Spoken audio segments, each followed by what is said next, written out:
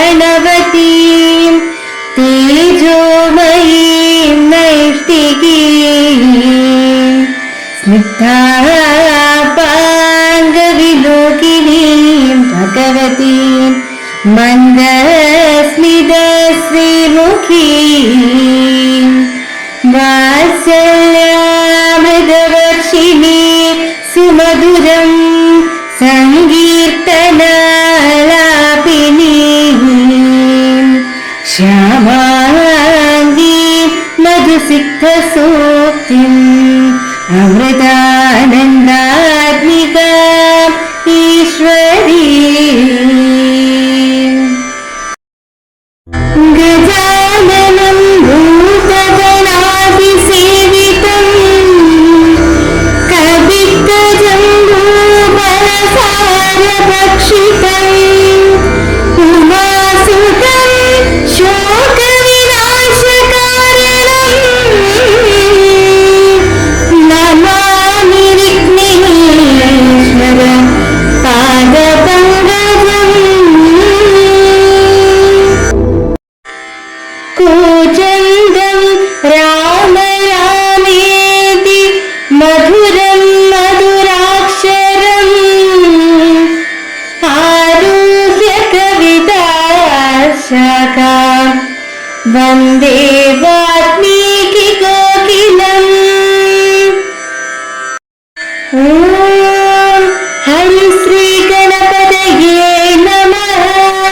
അവിഘ്നമസ്തു.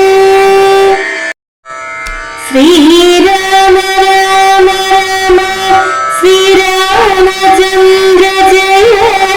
ശ്രീരാമ രാമ രാമ ശ്രീരാമഭദ്ര ജയ. ശ്രീരാമ രാമ രാമ സീതാഭിരാമ ജയ. ശ്രീരാമ രാമ രാമ ലോകാഭിരാമ ജയ. ശ്രീരാമ രാമ രാമ രാമനാഥ രാമ. ശ്രീരാമ മമ ഹൃദി രമതാം രാമ രാമ. ശ്രീരാഘവാത്മാ രാമ. ശ്രീരാമ രമാപതി. ശ്രീരാമ രമണീയ വിഗ്രഹ നമോസ്തുതേ. ശ്രീരാമ രമണീയ വിഗ്രഹ നമോസ്തുതേ. നാരായണായ നമോ നാരായണായ നമോ നാരായണായ നമോ നാരായണായ നമ.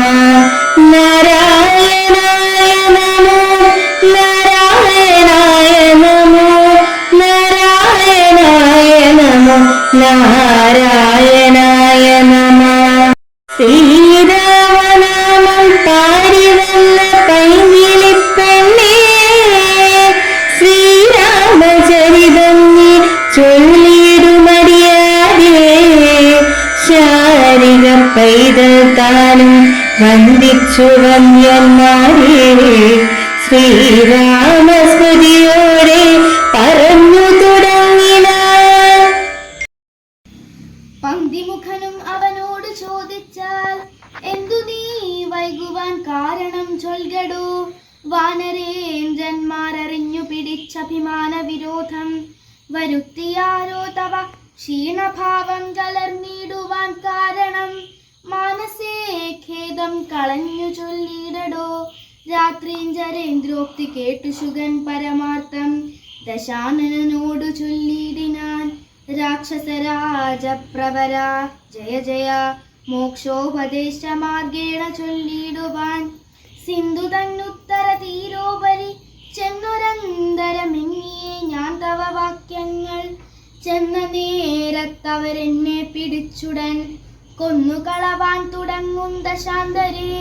രാമ രാമ പ്രഭോ പാഹി പാഹീതി ഞാനാമയം പൂണ്ടു കരഞ്ഞ നാദം കേട്ടു ദൂതനവധ്യൻ അയപ്പിനയപ്പിനെന്നാദരവോടരുൾ ചെയ്തു ദയാപരൻ.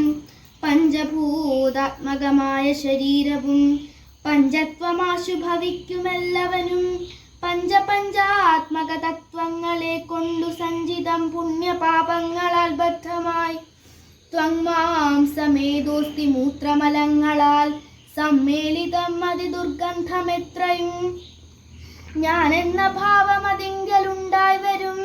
ജ്ഞാനമില്ലാത്ത ജനങ്ങൾക്കതോർക്ക നീ ഹന്ത ജഡാത്മകമായ കായത്തിങ്കലെന്തൊരാസ്ഥ ഭവിക്കുന്നതും ധീമതാം യാതൊന്നു മൂലമായി ബ്രഹ്മമഹത്യാദിയാം പാദകൗഖങ്ങൾ കൃതങ്ങളാകുന്നതും ഭോഗഭോഗാത്വായ ദേഹം ക്ഷണം കൊണ്ടു രോഗാദിമൂലമായി സംവദിക്കും ദൃഢം പുണ്യപാപങ്ങളോടു ചേർന്നു ജീവനും വന്നുകൂടുന്നു സുഖദുഃഖ ബന്ധനം.